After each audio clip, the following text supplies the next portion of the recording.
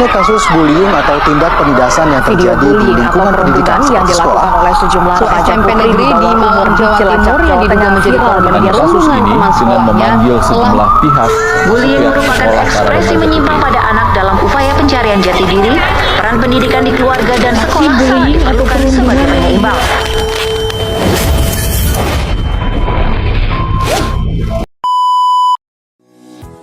Apa itu hak asasi manusia?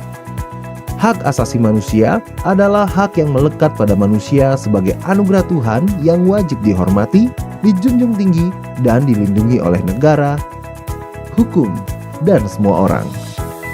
Secara umum, HAM bersifat kodrati, yang artinya HAM adalah hak yang telah menjadi kodrat manusia. Selain itu, HAM bersifat universal, yang artinya HAM secara umum berlaku di seluruh dunia dengan tetap menghormati adat istiadat dan budaya negara masing-masing. HAM juga bersifat langgeng, yang artinya HAM adalah hak manusia sejak dari dikandungan hingga meninggal. Manusia memiliki hak yang tidak dapat dikurangi dalam keadaan apapun, yaitu hak untuk hidup, hak untuk tidak disiksa, hak kemerdekaan pikiran dan hati nurani, hak beragama, hak untuk tidak diperbudak, hak untuk diakui sebagai pribadi di hadapan hukum, dan hak untuk tidak dituntut atas dasar hukum yang berlaku surut. Hak-hak itu adalah hak yang tidak dapat dikurangi dalam keadaan apapun, sedangkan hak-hak selain itu tergolong sebagai hak-hak yang dapat dikurangi, seperti hak berorganisasi dan hak berekspresi. Namun, HAM dapat dibatasi. Dalam menjalankan hak-hak tersebut, dapat dilakukan pembatasan. Hak seseorang dapat dibatasi oleh undang-undang. Misalnya, setiap orang berhak untuk memiliki dan membangun tempat tinggal. Namun orang lain tidak berhak mengganggu atau menggusur tempat tinggal orang lain sewenang-wenang, walaupun itu untuk membangun tempat tinggalnya sendiri. Atau pemerintah tidak berhak sewenang-wenang menggusur tempat tinggal orang lain tanpa menjalani prosedur. Untuk menjamin hak asasi manusia, negara dan pemerintah wajib untuk melindungi, memajukan, menegakkan, dan memenuhi hak asasi manusia. Negara dan setiap orang wajib untuk menghormati HAM. Artinya, tidak boleh melakukan tindakan atau mengganggu HAM orang lain. Misalnya, masyarakat yang sudah menikmati haknya untuk beribadah secara bebas tidak boleh diganggu. Negara berkewajiban untuk melindungi HAM. Artinya, ketika ada pihak lain yang mengganggu HAM, negara wajib memberikan perlindungan. Contohnya, ada orang yang sedang menyampaikan haknya untuk berekspresi, lantas ada pihak lain yang mengganggu, maka negara, misalnya polisi, harus melindungi orang yang sedang menyampaikan ekspresinya itu. Negara berkewajiban untuk memenuhi HAM. Artinya, negara harus mengambil langkah-langkah supaya setiap orang menikmati HAM secara lebih baik dan meningkat dari waktu ke waktu. Contohnya, hak anak atas pendidikan. Maka, negara wajib menyediakan gedung sekolah yang layak, guru yang berkualitas, dan materi pelajaran yang bermutu baik. Selain itu, setiap orang wajib menghormati hak asasi orang lain dan tertib di dalam kegiatan bermasyarakat. Namun dalam menjalankan hak dan kebebasannya, setiap orang wajib tunduk kepada pembatasan yang telah ditetapkan undang-undang agar dapat menghormati hak dan kebebasan orang lain. Apabila seseorang atau sekelompok orang atau aparatur negara dengan sengaja atau tidak sengaja mengurangi, menghalangi, membatasi, atau mencabut HAM orang lain, maka hal tersebut adalah pelanggaran terhadap hak asasi manusia. Pelanggaran hak asasi manusia akan menjadi akar dari segala permasalahan dari suatu negara. Mari kita ciptakan dunia tanpa kekerasan dan diskriminasi, saling menghormati dan menghargai sesama manusia. HAM untuk semua. Laporkan setiap bentuk pelanggaran HAM, jangan diam.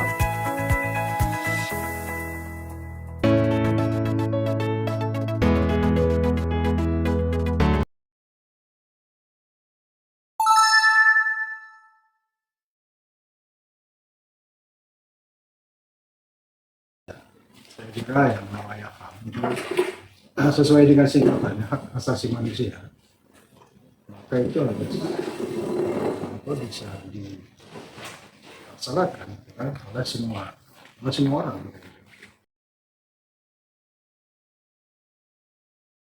Saya kira memang masih belum sepenuhnya ya, masih belum sepenuhnya karena tentu sekalipun yang namanya HAM itu sudah dari zaman Belanda mungkin begitu sudah ada konsep, tapi memang belum secara menyeluruh itu bisa dilakukan oleh oleh masyarakat.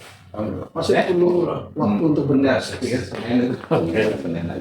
Itu harus ada kesinambungan antara pemerintah atau stakeholder lah ya, para pemangku kebijakan untuk bisa mensosialisasikan HAM itu, kemudian juga setidaknya harus ada edukasi agar masyarakat lebih memahami.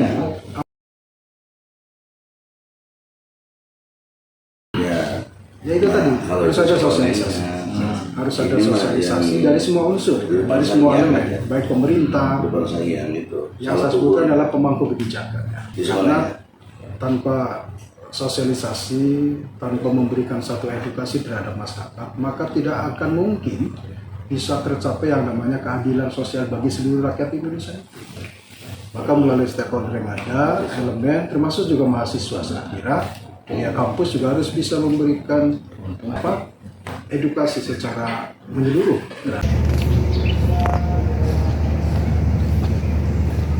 Selamat siang Mas. Iya siang. Boleh tahu dengan siapa? Saya Billy. HAM itu yang saya tahu itu dia tuh kayak hak yang dimiliki oleh setiap manusia sebagai ciptaan Tuhan yang sudah ada sejak lahir.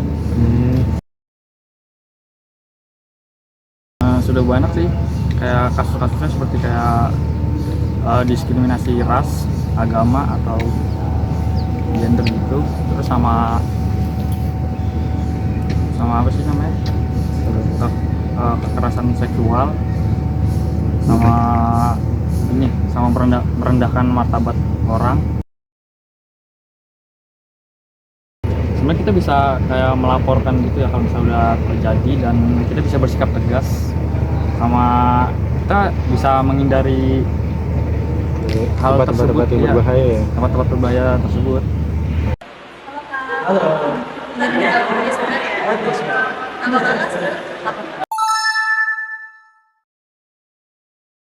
Itu merupakan kalau kepanjangannya hak asasi manusia yang setiap manusia di seluruh dunia itu harus dimiliki. Kalau untuk kasus HAM di Indonesia ini menurut kakak ada beberapa yang sudah ditangani dan ada beberapa juga yang belum ditangani, seperti kasusnya yang sekarang sedang ramai kembali, kasus Kopisianida Jessica itu yang itu sudah kejadiannya sudah beberapa tahun yang lalu, tetapi karena di Indonesia ini terkenal dengan power seseorang, jadi sehingga baru beberapa akhir bulan ini kasus tersebut terungkap kembali. Menurut saya untuk menegakkan hukum HAM di Indonesia sebetulnya dari diri sendiri sih. Dari diri kita sendiri, bagaimana kita berperilaku sesama teman, sesama orang tua, sesama abang kita, mahasiswa, dosen, seperti apa. Jadi mungkin orang tidak akan melakukan semena-menanya untuk melakukan kayak yang buruk-buruk kepada orang lain, menghina atau mengejek. Baik, terima kasih ya Kak. Oke. Mbak, ya ada apa? Boleh minta waktu sebentar? Boleh. Dengan Mbak siapa namanya?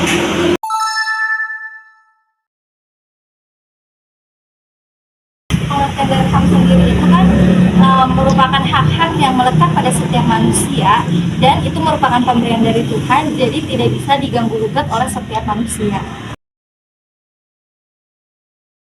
Kasus pelanggaran HAM di Indonesia ini ada banyak sekali, terutama ada pelecehan, KDRT, pembunuhan, dan seperti yang kita tahu, kasus yang sedang marak saat ini yaitu kasusnya Verdi Sambo yang merupakan pembunuhan dan juga itu sangat melanggar HAM. Upayanya itu kan banyak sekali ya, cuman ya yang harus kita ketahui itu apabila kita melihat hal-hal atau kejadian yang melanggar HAM, kita harus banget itu melaporkan ke penegak hukum, atau itu juga bisa untuk kita meningkatkan kesadaran diri sendiri akan pelanggaran HAM agar pelanggaran HAM itu tidak terjadi. Oke, terima kasih Mbak. Cara mengatasi pelanggaran HAM dari sudut pandang saya sendiri yaitu dengan meningkatkan kesadaran dari diri sendiri bahwasannya HAM itu sangat penting dan selalu melekat pada setiap manusia tentunya, dan kita harus mempunyai rasa toleransi yang tinggi akan HAM itu sendiri. Dan yang kedua adalah kita meningkatkan pemahaman untuk HAM itu sendiri agar kita bisa menghargai sesama suku dan ras kita. Yang terpenting kita harus menggunakan media sosial dengan semestinya dan tidak melanggar HAM dari media sosial itu sendiri. Ya, jadi menurut saya itu menurut pandangan saya tentang HAM. Terima kasih. Selanjutnya ada pandangan HAM dari sudut Komnas.